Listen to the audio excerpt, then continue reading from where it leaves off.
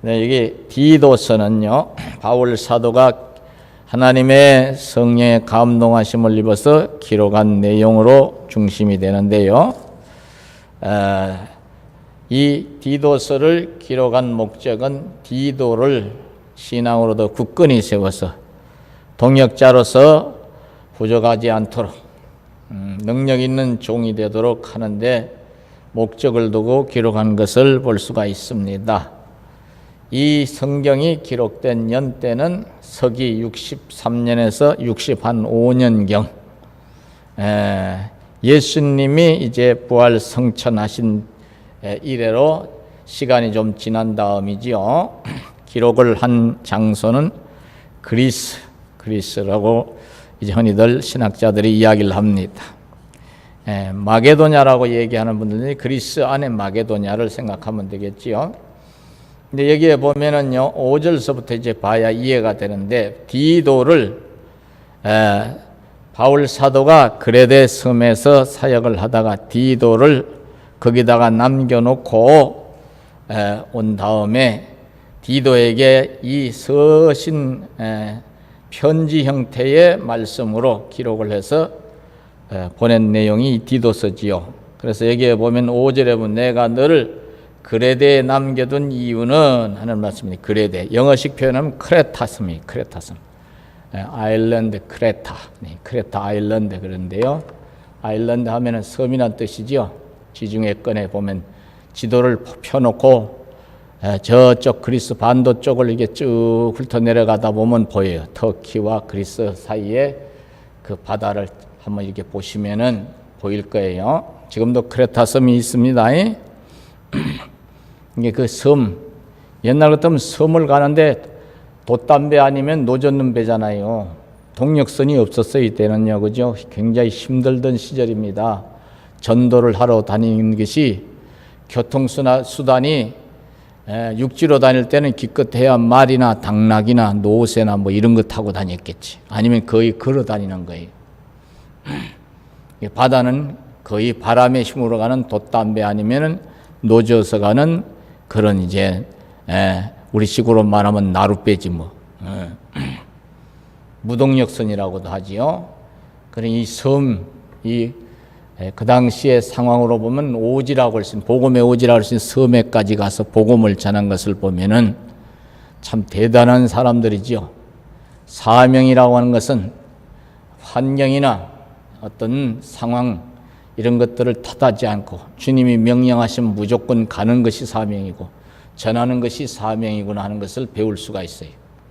근데 오늘날에는요, 이렇게까지 안 해도 선교사님들이 대신 이제 대표로 가서 복음을 전하는 수가 많이 있잖아요. 우리는 뒤에서 기도하고 선교 연보로 지원을 하고 이렇게 해도 되잖아요. 또 가끔씩 우리 교회에서 이제 코로나 때문에 멈췄었습니다만 청년들하고 학생들 데리고 가서 또 선교사님들 사역하는 사역지에 가서 여러 가지 행사를 통해서 그 지역에 믿지 않는 아이들이나 어른들에게 복음 전하는데 힘을 보태어주고, 우리 교회가 큰일 많이 했어요.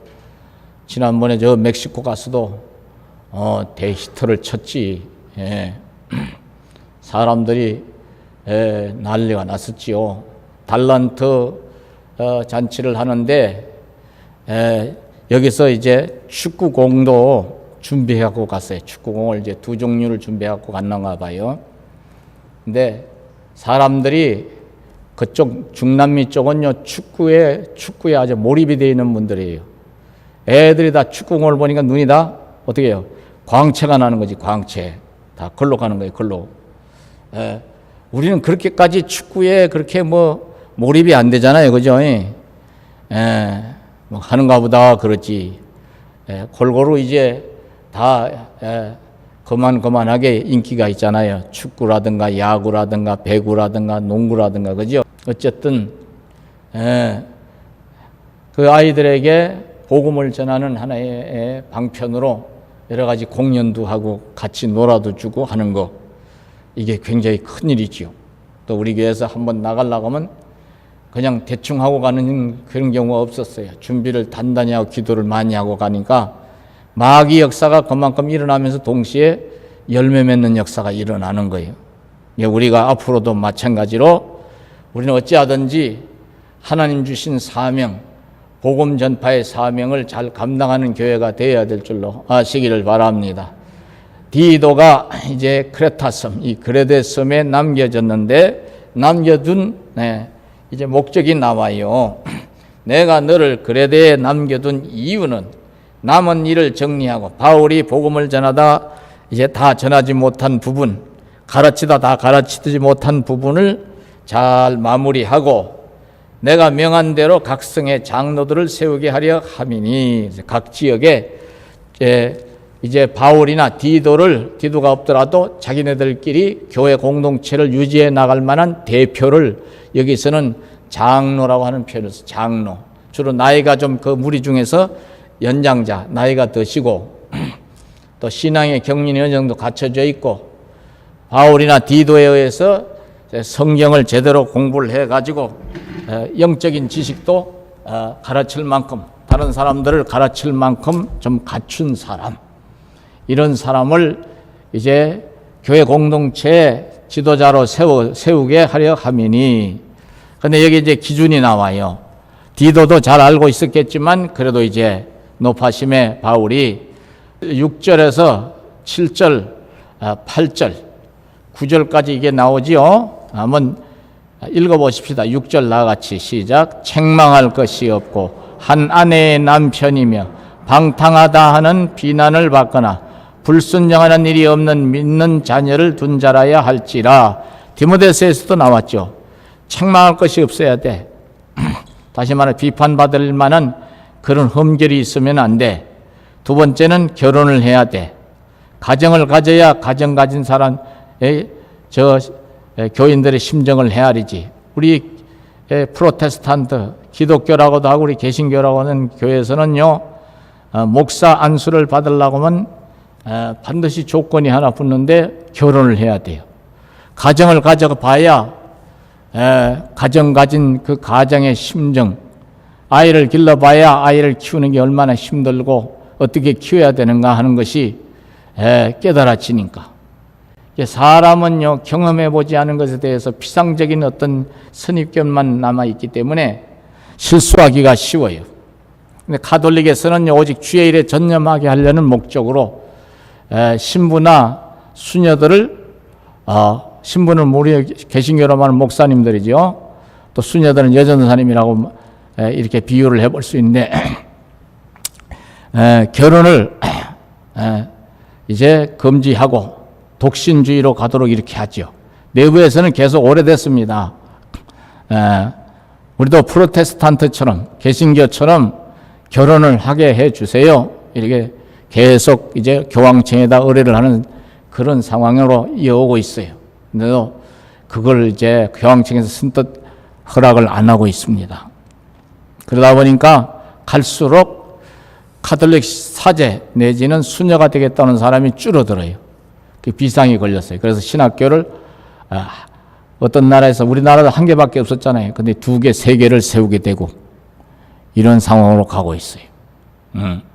불교계에서도 스님 되겠다는 사람이 없어가지고 많이 그 문턱을 낮췄어요. 아무도 스님 되겠다는 사람이 이제는 거의 안 나타난대요.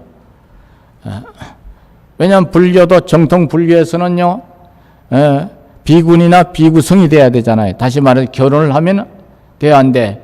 안 되는 거예요. 안 되는 거예요. 근데 인간의 하나님의 창조 때부터 생육하고 번성할 수 있도록 우리 인간들의 속마음에 본능으로 뭘 주셨어요? 짝을 찾는 성적 본능을 주셨어요. 근데 그걸 억지로 누른다고 해서 되어지는 게 아니거든. 그러나 이제 타고나기를 나는 독신으로 살만하다 하고 타고나는 사람도 들어 있어요. 성경에 나오듯이. 또 주님을 너무도 사랑해서 바울처럼 나는 오직 주님만 사랑하면서 주님 복음 전하다 갈란다. 그러려면 가정을 가질 틈이 있겠나. 바울은 한 곳에서 목회를 한 것이 아니라 계속 순회하면서 교회를 세우고 전도해서 교회를 세우는 순회 선교사였어요. 그러니까 이게 가능했어요. 여기에서는 감독을 세울 때 바울처럼 독신을 세우라고 그래, 결혼한 사람을 세우라고 그래. 결혼한 사람을 세우라는 거예요. 그 지역에 정착해서 그 지역민들과 생사고락을 같이 하는 그런 주의 종은 결혼을 해서 가정을 가져야 된다. 이렇게 말씀을 하고 있는 거예요. 그러니까 어떤 사람은요, 아유, 목사님들은 좀 질이 낮아 보여. 신부님들이 더 거룩해 보여. 결혼도 안 하시고. 얼마나 멋있어. 이렇게 이제 자기들의 생각하는 그 생각에서 이런 소리를 하는 분들이 있는데 성경은 그렇게 말하지 않아요. 그 말을 이제 좋은 뜻으로 받으면 그럴 수도 있겠구나 하지만요, 억지로 참는 것은요, 그건 진정한 참음이 아니지요. 또 부작용이 날 수가 있지요. 근데 여기에서 비난받거나 불순종한 일이 없는 믿는 자녀를 둔 자라야 할지니라, 자녀들이 있을 때 그 자녀들도 신앙으로 잘 세워나가는 그런 가정을 이루는 가운데 있는 사람을 뭘로 세우라는 거예요? 교회 지도자로 세워라. 이게 쉬운 일이 아니잖아요. 그렇죠? 자식 농사는요, 이게 마음대로 안 되는 거잖아. 그만큼 교회 감독자를 세우는 것이 그렇게 호락호락한 것이 아니다 하는 것이지요. 그 다음에 7절을 한번 읽어봐요. 7절 다 같이 시작. 감독은 하나님의 청지기로서 책망할 것이 없고 제 고집대로 하지 아니하고 급히 분내지 아니하며 술을 즐기지 아니하며 구타하지 아니하며 더러운 이득을 탐하지 아니하며. 일상의 삶 속에서 하나님의 일꾼, 하나님의 집에 심부름꾼으로, 청지기는 심부름꾼이란 뜻이에요. 책망할 것이 없고 흠잡힐 일을 하지 않는다 이 말이에요. 지 성질대로 지 고집대로 하면 안 돼. 하나님 뜻대로 해야 되고, 그죠? 그리고 성질을 버럭버럭 내는 이런 사람은 안 돼. 급히 분내지 아니하며 그랬어요. 다음에 술을 즐기지 아니하며 그랬어요. 술을 즐기 초창기니까. 오늘날에도 뭐 주의종들이 뭐 그렇게 또 교회 장로님, 집사님만 돼도 제대로 신앙 체험이 되고 믿음으로 살라고 하는 사람들은요, 술, 담배 안 하지요. 오늘날은 더 개화가 돼서 담배가 얼마나 사람 몸에 해로운가를 아는데 예수님을 믿지 않는 분들도 담배 끊는 분들이 상당히 많아요. 그 담배 뭐 백해무익한 걸 왜 피느냐 이거야. 또 어딜 가든지 간에 담배 피는 사람이 눈치 보는 세상이 되다 보니까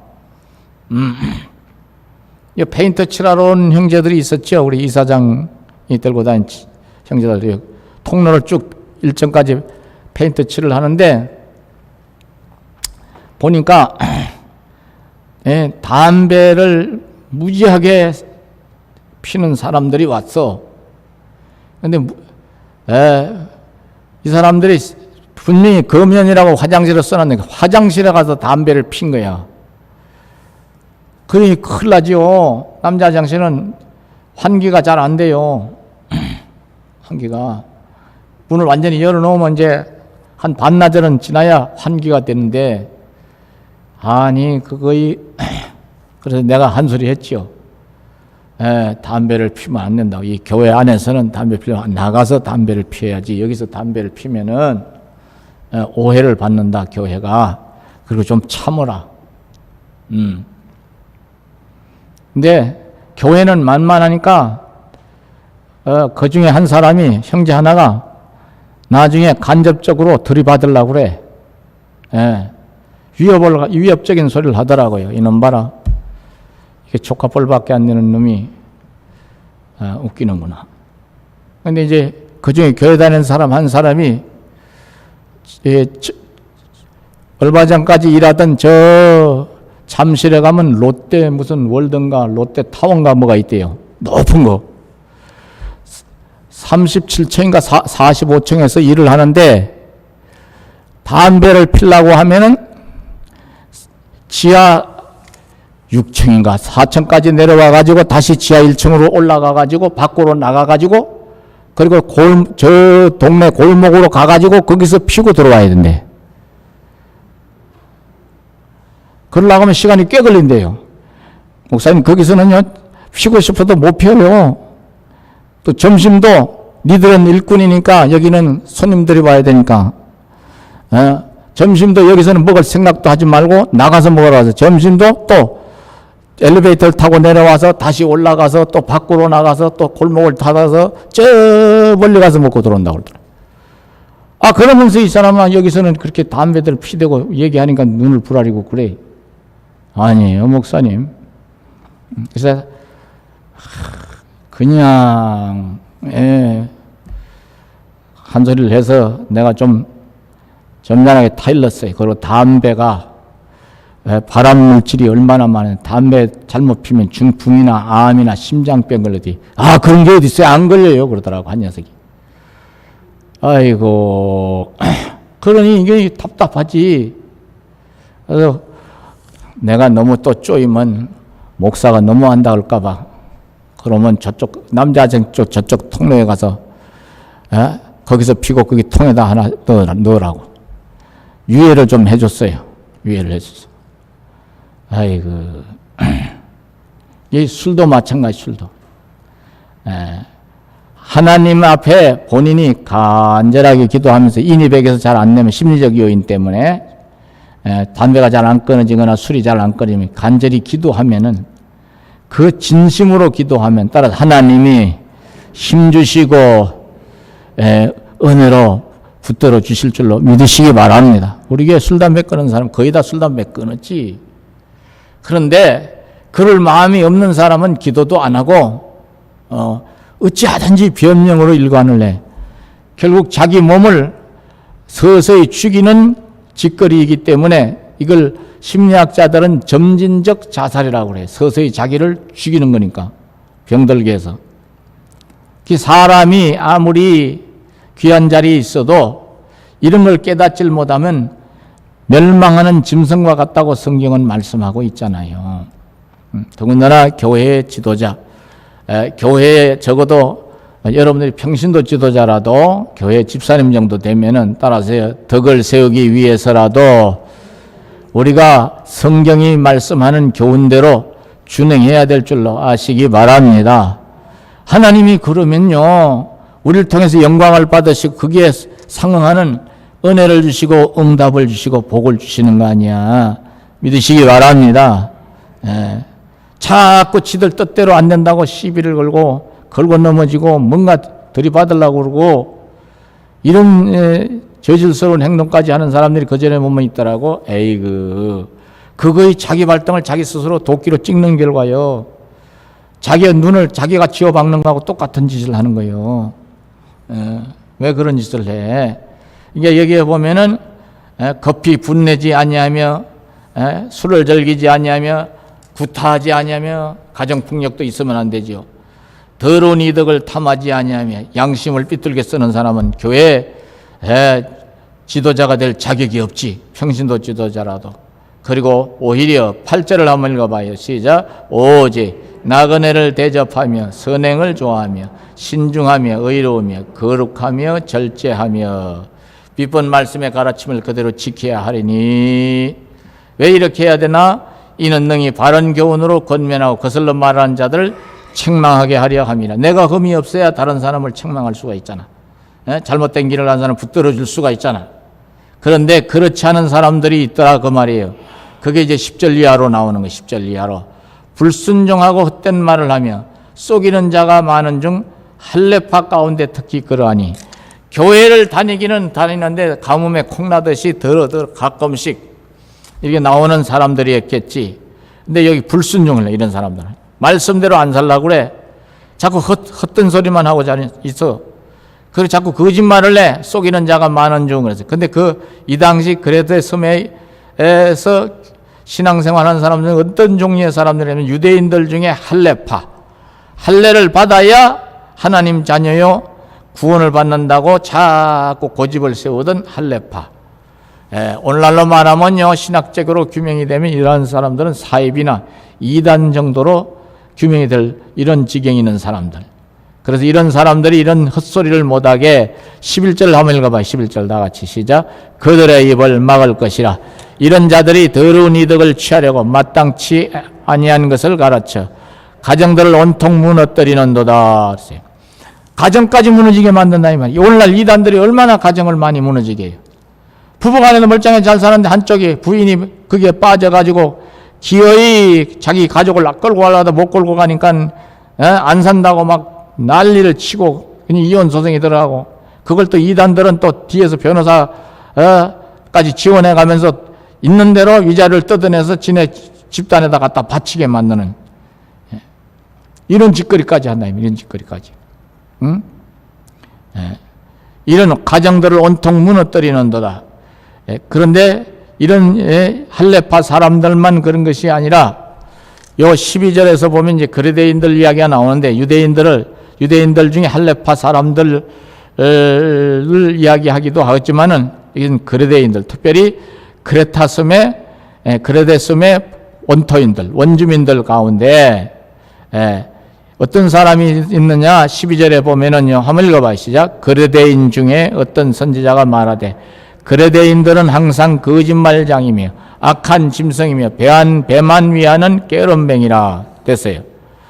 게으름뱅이라 하니, 게으름뱅이라 하니. 아이고, 이게 보통 일이 아니죠. 세 가지로 지적을 하잖아요. 거짓말쟁이, 악한 짐승, 그렇죠? 악한 짐승이라고. 악한, 배만 위하는 게으름뱅이, 거짓말쟁이요, 광포한 맹수 같은 인간들이요, 여차하면 싸우자고 이빨을 드러내고 덤비는 맹수 같은 인간이요, 그리고 기도도 안 하고 말씀도 제대로 보지도 않고 순종도 안 하고 거짓말이나 실세를 하면서 같은 교인끼리 등을 쳐먹으려고 하는 요런 게으름뱅이라. 근데 요런 사람들이 교회를 무너뜨리고 교회 질서를 이제 어지럽히고 세상 사람들에게 손가락질 받는 이런 이제 일을 만드는 사람들이라. 그래서 이런 사람들에게는 어떻게 가르쳐야 되느냐. 13절 읽어봐요. 제 얘기가 아니고. 시작. 이 정언이 참되도다. 그러므로 내가 그들을 엄히 꾸짖어라. 이는 그들로 하여금 믿음을 온전하게 하고. 꾸짖는 목적, 책망의 목적이 뭐예요? 따라서요, 잘못된 것을 고쳐서 올바른 신앙생활을 하도록 이끌라고. 무슨 말이에요? 같죠? 주님이 주의 종의 입을 빌려서 책망하는 것도 성도들을 사랑하시는 하나의 방편 중에 하나예요. 하나의 방편이에요. 여러분들도 자식들을, 남의 자식 가지고는 뭐라고 안 하지만요, 내 자식이 좀 삐뚤어지고 이상한 짓을 하면은 야단을 쳐요, 안 쳐요? 야단 치죠. 야단 치잖아요. 저도 자식들 어릴 때는 달래고 타일러고 해서 말 안 하면 엄하게 야단도 치고, 그렇게 막 두들겨 패고 그러진 않았는데 한 두 번은 따끔하게 때리기도 하고 그랬었어요. 근데 부모가 자식을 야단치는 것도 가슴이 안 좋지. 특히 저는 저희 아버님한테 시도 때도 없이 매를 맞아서 아주 주눅이 많이 든 사람이라, 트라우마까지 있는 사람이라 애들을 웬만하면 안 때리고 키우려고 하는 그런 마음을 가지고 아이들을 결혼도 하고 가정생활도 했어요. 근데 그렇게 참고 또 참고 참다가 이건 아니구나. 성경을 묵상하는 중에 아이들을 초달을 참아하지 못하는 부모는 자식을 미워하는 것이라. 아이들이 잘못 갈 때 야단치고 종아리를 못 때리는 부모는 그 자식을 사랑하는 것이 아니라 거꾸로 미워하는 거나 마찬가지라. 그렇지. 마음이 아파도 야단은 칠 때는 치고 종아리를 뗄 때는 때려야지. 여러분들 자식들 다 여기서 길러보신 분들 아시겠지만 야단 세게 야단치고 나면 마음이 좋습니까? 안 좋아요. 자식을 기르면서요, 뭔 생각이 나느냐면 우리 하나님도 우리를 징계하시거나 야단칠 때 마음이 많이 아프시겠구나 하는 생각을 해봤어요. 왜냐하면 따라서 하나님은 사랑이시기에. 그리고 여러분과 제가 먼저 하나님이 보시기에 영적인 효자가 되어야 될 줄로 아시기 바랍니다. 육의 효자도 되어야 되지만 먼저 영적인 효자가 되어야 돼. 그리고 아이들을 신앙으로 잘 이끌어 가야지. 그래서 여기 그레데인들, 할례파 유대인들 야단을 좀 따끔하게 쳐라. 그 야단치는 경계하는 목적, 야단치는 이유는 신앙을 바로 세워서 이네들이 하나님의 은혜 가운데 살면서 세상 사람들에게도 빛이 되게 하려고. 개인의 입장에서 봤을 땐 이네들이 징계 대신에 은혜와 복을 받게 하시기 위해서, 은혜와 복을 받게 하기 위해서. 이게 얼마나 이게 하나님의 은혜요, 하나님의 사랑이. 따라서 하나님이 사랑하시기에 하나님 주의 종을 통해서 이렇게 해 나가는 거예요. 이 정언이 참되도다. 그러므로 내가 그들을 엄히 꾸짖으라는 말씀. 이는 그들로 하여금 믿음을 온전하게 하고, 그 다음에 14절은 유대인의 허탄한 이야기와 이 할레파 유대인들의 허탄한 이야기와 진리를 배반하는 사람들의 명령을 따르지 않게 하려 함이라. 거짓된 교리를 따르지 않게 하려 함이라. 그래서 15절을 한번 읽어보십시다. 이제 정리를 해 들어가야지. 15절 다 같이 시작. 깨끗한 자들에게는 모든 것이 깨끗하나 더럽고 믿지 아니하는 자들에게는 아무것도 깨끗한 것이 없고 오직 그들의 마음과 양심이 더러운지라. 여기서 깨끗하냐 더럽냐 하는 것은 육이요 영이요 영적인 것을 말하는 거예요.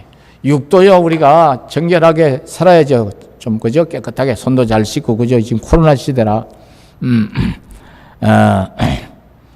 몸도 땀나면 좀 씻어내야지요. 그러나 영적인 정결, 영적으로 성결케 하는 일은 더 중요한 줄로 아시기를 바랍니다. 잘못한 것 있으면 깨닫고 얼른 어떻게 해야 돼요? 회개하고 반복되지 않도록 결심하고 때로는 금식도 하고 철야도 하고 작정기도도 하고 힘들 때는 또 주의 종에게 기도 부탁을 하고 기도를 받고 여기 외부 성도님들도 많이 찾아오셨어요. 언젠가는 간증을 드렸죠. 저쪽 너머에 저쪽 시흥 쪽에서는 제일 큰 교회인데 감리교회 오래됐어요. 그러니 살아 계셔도 한 90쯤 됐겠네 이제. 90 다 돼가 되겠는데 그때 50대 후반인가 그랬으니까 이분이 그 중동의 기술자로 파견해서 여러 해 있다가 들어온 과정에서 이 성적으로 중독 현상이 일어난 거예요. 그 비디오라든가 영화를 남자들에게 외로움을 달래주기 위해서 자꾸 틀어주다 보니까 성에 관련된 것을. 근데 이게 돈을 벌어가지고 제법 많이 벌었는데 들어와가지고 3년이 안 가서 다 까먹었다고 그래요. 막 이런데 저런데 엄난한 그 장소에 가다 보니까 뭐 예를 들면은 뭐 이런 그런 이제 성을 사고 파는 그런 장소겠죠. 그래도 그게 안 돼가지고 좀 이렇게 자기가 가구점을 하는데 그 앞으로 짧은 치마 입고 지나가는 젊은 애기들만 봐도 그냥 눈이 따라간 눈이 돌아간대. 처음에는 부인이 와서 한숨을 씻고 권사님인데 기도를 많이 하는 분이 얘기를 해요. 한번 오시라 그러라고 오실 수 있으면 본인도 괴로울 거라고. 본인이 왔어요. 본인이 온다는 것은 자기도 괴롭고 거기서 벗어나고 싶다는 증거지요. 그죠? 그러면 희망이 있는 거예요. 그래서 제가 기도를 해줬지요. 그래도 감리교에서는 한 5년만 되면은 권사직을 주는가 봐. 권사님이라고 그래. 남자 권사님이야. 권사님, 당신도 딸이 있는데, 관인한 딸이 있는데, 이게 부인 말대로 창피한 일 아니에요. 우리가 드러나면은. 이게 당신 마음대로 안 돼서 그런 거니까, 이거는 딴 걸로는 안 되고, 세게 기도해야 되는데, 가장 세게 기도하는 건 금식입니다. 한 끼씩 40일 하고, 안 되면 또 오세요. 또 한 번 왔더라. 석주 또 하세요. 또 왔어. 어때요? 많이 좋아지기는 좀 남은 것 같아. 그러면 이번에 일주일. 이런 식으로 해서 한 3번 정도 오라고 그래서 그리고 안식기도 해줬어요. 그랬더니 목사님 신기하게 마치 이 뱃속에 구렁이 몇 마리가 들어앉았던 것 같은데 그것이 싹 빠져나간 것처럼 생각이 안 난대. 생각이 안 난다고 그래서 그럼 됐어요. 이제 그걸로 끝나면 안 되고 항상 따라하세요. 은혜를 유지하도록 새벽 기도도 다니시고 예배에 빠지지 마시고 이렇게 사시면 이제 하나님이 중동에 가서 죽으라고 땀 흘려서 또 번 돈 다 까먹었지만 또 재물의 복도 주실 테니까 거룩한 길을 가세요. 마귀에게 붙잡히는 일 다시는 안 하는 게 좋겠습니다. 내가 그때 그렇게 얘기를 했어요. 여러 가지 비유를 들어서. 근데 저보다 나이가 훨씬 위였지요, 그분이요.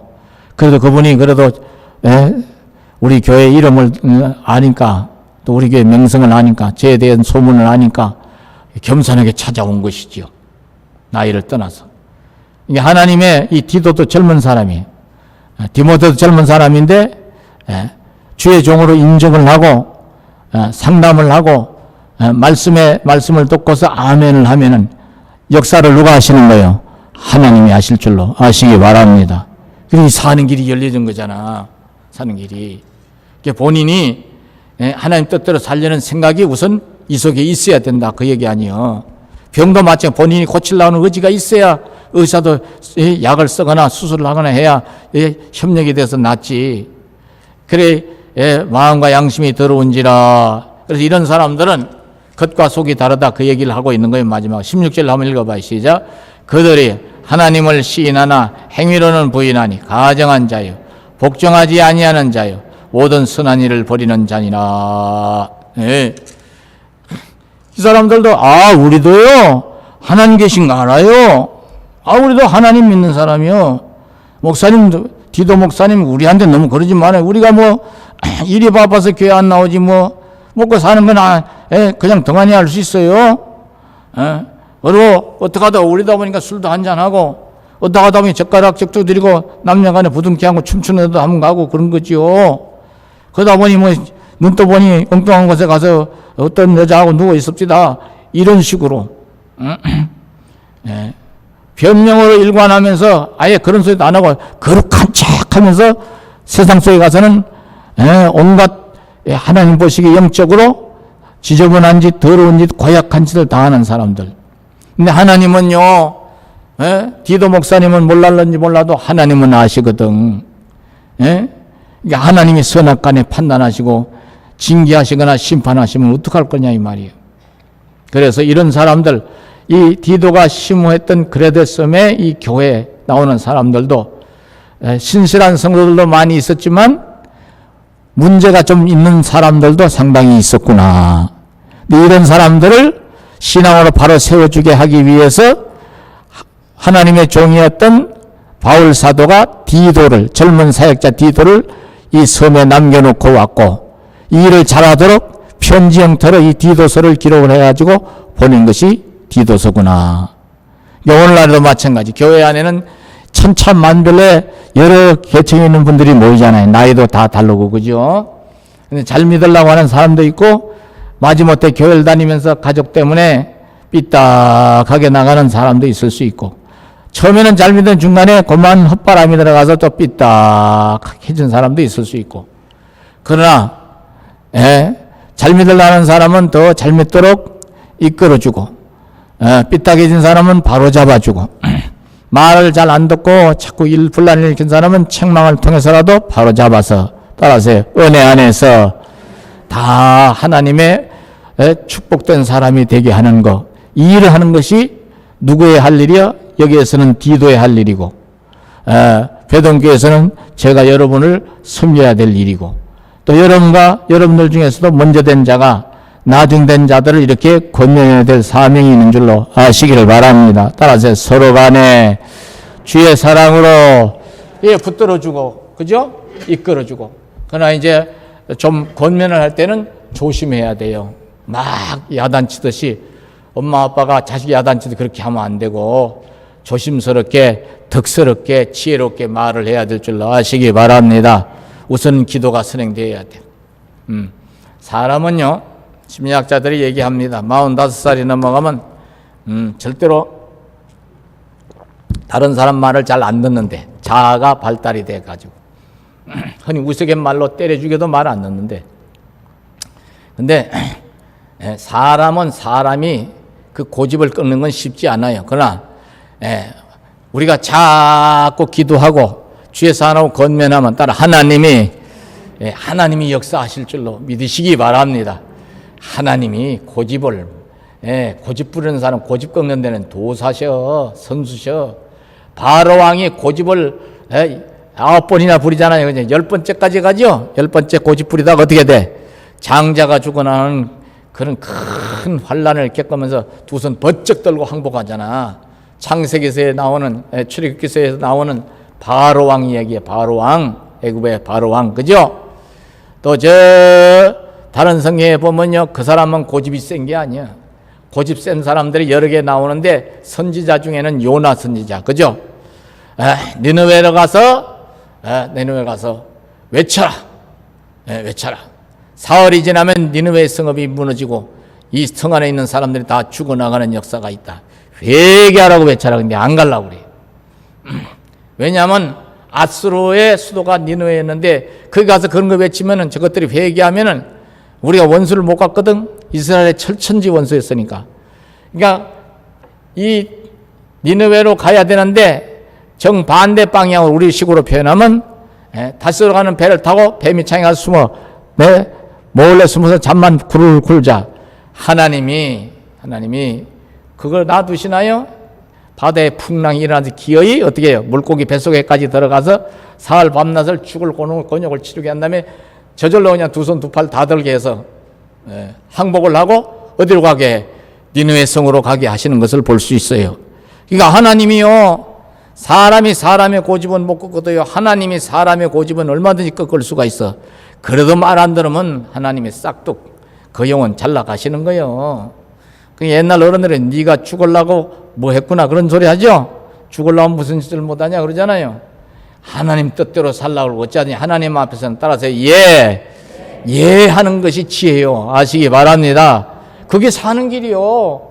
그래 니느웨에 가서 그 사람들에게 복음을 전하는으로 아수르의 성읍 니느웨 사람들이 왕으로부터 백성들이 다 회개하잖아요. 그게 하나님이 명령해서 요나는 심부름만 했지만 얼마나 큰 일을 한 거예요.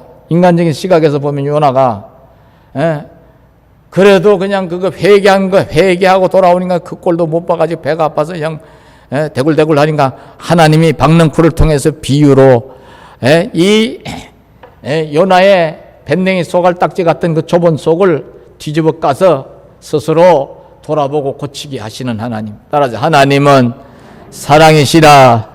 사람은 마음 좋은 사람이 많지 않아요. 근데 하나님은 마음이 너무 좋으셔. 요나서를 봐도 하나님은 사랑이시라. 바로 왕의 이야기를 봐도 하나님은 오래 참고 기다리시는 하나님이시라. 할렐루야. 그러니까 여러분들 주님이 오시는 날이 길어지는 것 같지만요, 오래 참으시는 거예요. 오래 참으시는 거. 왜? 마지막 한 사람까지 다 멸망하지 않고 구원받기를 원하셔서. 따라서요, 많은 영혼을 살리시기 위하여. 오늘 이 본문에서 주시는 말씀이 잘 요약됐으면 좋겠어요. 하나님이 이렇게 주의 종들을 통해서 또 일꾼을 세우게 하고 교회 질서를 바로잡게 하는다는 하나님의 그 사랑의 뜻, 많은 영혼들을 살려서 천국으로 데려가게 하시기 위해서. 오늘 이 시대도 이 하나님의 뜻은 여전히 변함이 없는 줄로 아시기를 바랍니다. 그러니까 저와 여러분이 따라서요, 마음을 같이 해서 주님을 사랑하고 교회를 잘 섬겨야 될 줄로 아시기를 바라겠습니다.